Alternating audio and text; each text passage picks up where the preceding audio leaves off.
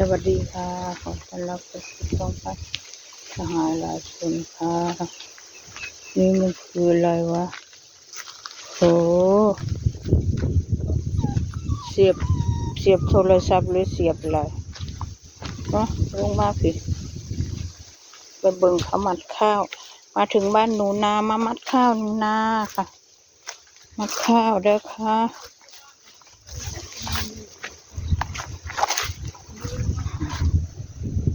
2 คน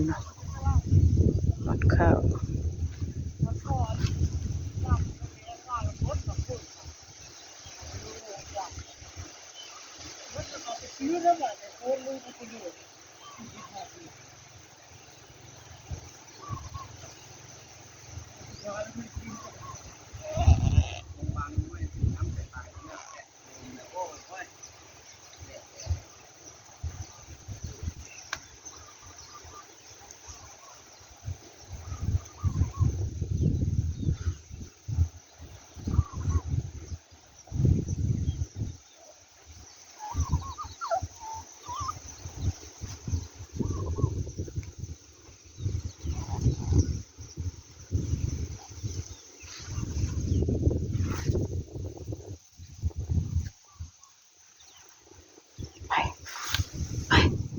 ไปพอเหลือยังให้อุ้มน่ะไอ้สิดูอุ้มก็ได้นอนอยู่หันละนอนหันเด้อเด้อบักอายนอนหันเด้ออายเด้อนอนหันเด้ออายเด้อนอนนี่ละจะให้แม่อุ้มแม่ลองบ่อุ้ม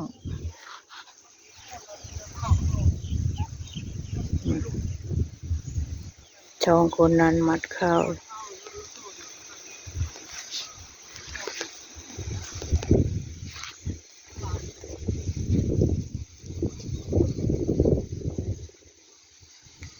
ลงมามัดเอาเนี่ยมัด2 คนโลดตากออกแน่ข้าวนาขึ้นนะจ๊ะ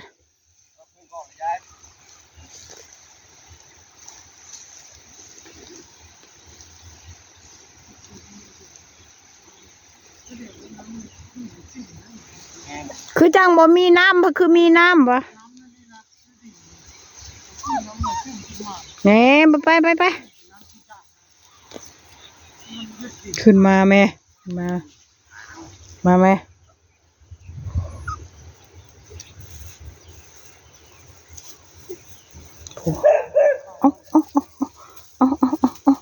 ได้ยินเสียงแล้วคือนั่น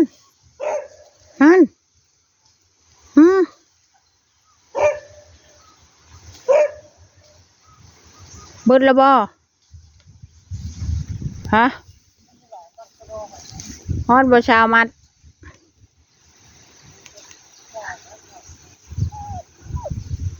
ฮะแม่ยังอะไรล่ะ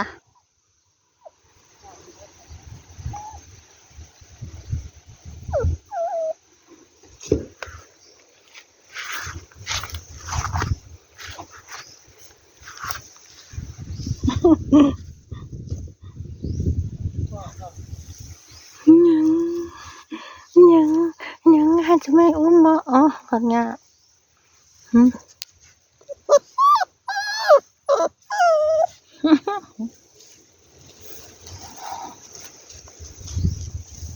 เช็ดอย่างหนาวจะให้อุ้มบ่ผู้อ้ายมาแล้วผู้อ้ายมาแล้วข้าวแล้วบ่ปั้นกินแล้วบ่ชาข้าวกินแล้วฮะกินแล้วยายเลยจ้ะข้าวกินแล้วอะไรมื้อนี้ตัวไก่เลยเนี่ยฮะตัวไก่สิไปกินหนูอยากกินซาไก่เอาหอยมาขัวหอยมาหน่อยได้หลายบ่โอ้รถพอแกงอยู่ดอกตอนบ่ายยายฮะตอนบ่ายจังปูขึ้นตอนบ่ายบ่แม่ข้าวอันนั้นสิยัดมื้อนี้ได้มันอยาก มันอยากเปียกอยู่ เปียกกระทอดตัวนี้ บ่ตรงในนะ ตัวใดตัวใหญ่นะ ง่ายนะ ที่มือเลยได้ ทางใต้มันอยากชุ่มๆนึง แล้วมันบ่มาเฮ็ดมาวานนี่ เด็ดว่านี่นอนเฝ้าในนี่เลยแล้วบ่ได้ไปไส เฮ็ดดู แล้วยายมาเบิ่งอะไร อ่ะ บอกยิงว่าแต่มันตกหมอกมาชอบไอ้ ตกสร้างไทยใช่ก็ชอบมันก็บ่ตกล่ะกวาดถ้าตกลงสิฮื้อมือใดซะ เข้าไป อันเนาะมืออื่นบ่ เอามื้อนี้แล้วตอนบ่ายนี่แหละ ก็ยายก็ว่าตอนบ่ายเนาะลงมายัดเข้าได้เดี๋ยวนี้อันชุมน้อยอันนี้น่ะ มันบ่มีปัญหาละมั้งบ่ ผมมีดอกอันนี้นะ ตัวนี้เด้จอนตัวนี้เด้มันบางอยู่ไหม มันบากอยู่เนี่ยเดี๋ยว โอ้มันก็แห้งเดี๋ยวพ่อมันเฮ็ดมื้อนี้ก็ช่วงแล้ว แฮะไม่ อื ได้ มตอนบ่ายสามยัดเลยเนาะชอน ประมาณนี้ ประมาณบ่ายสามงัดโลดตัวนั้นก็เกลี้ยแล้วก็โอเคครับมาน้อยเข้าไปพุ่นบ่ เหนียวอันนี้ข้าวเจ้ามั้ย ฮะ ข้าวเจ้าตรงนี้ อันนี้ข้าวเหนียว เนี่ย อืม แล้วมื้อเช้าอันนี้มันเปียก มันเปียกน้ำมองมากไอ้มาเด้อมานะ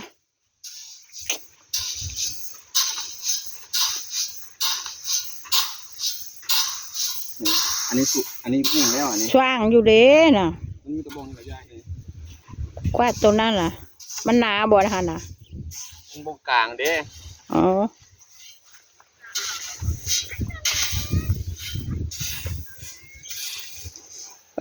ถ้ามันเกลียดแทนอาหารล่ะ อันนั้นจะบ่มีปัญหาหรอกมันแห้งแล้ว มันแห้งแล้วอันนี้นะ กวาด นี่ อืม บ่ายแล้ว บ่ายสามยัดโลดเดี๋ยวก็ โมลีบผมเองเอาผมพินาแล้วก่อน ยัดของหนูหน้าแล้วก็บ่มีปัญหาหรอกมันยากบ่มีไฟเผาจูกับคำมันยากเลย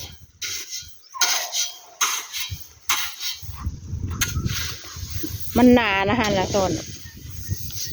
มันแห้งแล้วอันนี้นะยุงตายมันสีเจ้าเนี่ย มันโบชาดไปตัวพุ่น ก็ค่าดึงเอาตัวนี้ออกนะ อ่า นี่คือตัวโครงกลางนี่แหละเนี่ยเก็บหมดแล้ว มื้อนี้เด็ดแห้งอยู่ดอกต้นเลยมันแห้งอยู่ดอกมื้อนี้นะเดี๋ยวมาเกี้ย อ้าวอ้วน มันเห็นน้องมันต้นขาที่ออกมาเลย ฮะ อ้วนจะเป็นจกพุงเด้ เห็นน้องต้นขาออกมาเลยเฮ้ย มันเริ่มกินข้าวเลยได้หนูนา ฮะ มานะมันเริ่มกินข้าวแล้ว ก็ใช่ไงแม่น้องกินข้าวแล้ว มันเริ่มอ้วนล่ะ ออกมามันก็หย่านมแล้วใช่ไหมลูกใช่ไหมคะ มาอายุนะมันเกเรอะมาอายุเกเรใช่น้อง ติ่งติ่งติ่ง เงินทุนอ้วนมาบ่ทำน้องดอกเนาะหนูนาอ้วนมันไม่ทำน้องได้ น้องมันออกมามันวิ่งใส่เลย มันแพงนะ หนูนะลูก พุ่นดูดากเอ้า น้องยิงแล้ว รุดดีแท้หมูฮะ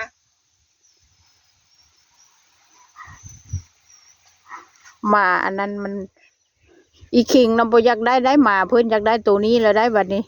หมาแพนด้าหนูนะดื้อยายเพิ่นวะ ประมาณ40กว่ามัดกี่ละข่าวเนี่ยพี่นา เอามาตีเอาอ่ะ แม่นมีไหม แล้วก็ตีนั่นนี่เร็ว รอให้มันแห้งก็มันยังเปียกอยู่เด้ ตีตรงไหนตีตรง นี่แหละ นู้นน่ะ ๆตีนั่นนี่ก็ได้ เพราะว่าทำมาปอกข่าวตัวนี้แล้วใส่หนึ่งเอาแย่งตัวนี้ก่อน ตีใช่ใหญ่ๆแล้ว เอาวันไหนวันนี้เลยใช่ไหม มันแห้งแล้วพี่หน้าเนี่ยนะ ไหน น่ะ อู้ตายละ ข่าวเจ้าตัวนั้นนะ ตายละ อันนี้ก็น่าจะแห้งแล้ว โอ้ยรอ โอ้ยคาบคอคุณได้หนูนะคุณคาบคอได้เป็นโยกคุณพูด อันนี้แล้วไอ้เต่ากล้วยน่ะตีลังกาลงให้หน้านะพี่นา คุณ พี่อ้วนสุยน้องนะน้อง ขึ้นมาได้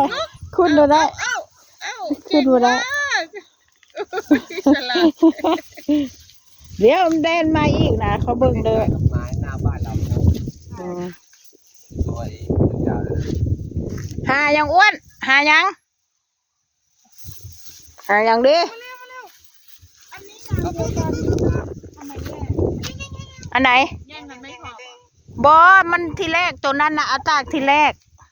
ถ้าแม่นเอามาใส่นี่มันก็แห้งหรอกมันไม่แห้งอยู่ตรงกลางนั่นซ่อนบอกตรงนี้มันแห้งหมดแล้ว อ๋อเสื้อนี่มีกี่ตัวเลยเนี่ยนะ ตัวเดียวได้ซักแล้วดิ